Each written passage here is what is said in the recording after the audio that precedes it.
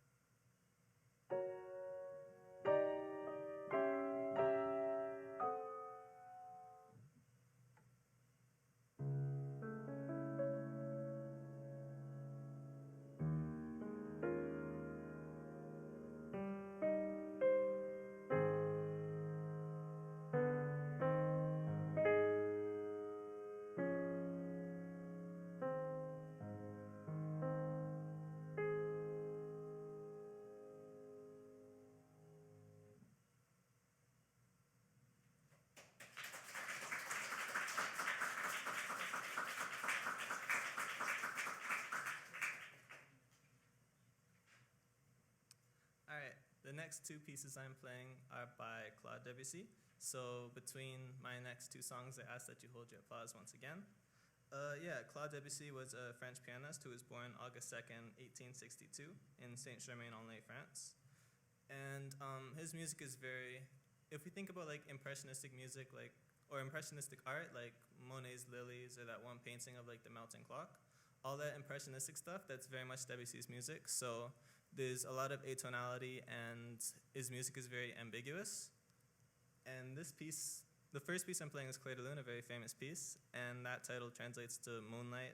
So that's all about just evoking emotion of the moonlight and all that kind of stuff. Funny enough, this piece which was originally named Promenade Sentimentale, and it's one of Debussy's most beloved and iconic pieces. And the song I'll be playing after that is called Reflet dans l'eau. That translates to reflections in the water, and that one is all about just reflections in the water. So when I'm playing, I like to think about my teacher, Mary, and I discuss this a lot, just how each section of the piece represents different properties of water, I guess. So it's just very cool to play because there's all this stuff going on, and it's all revolving around the same central theme.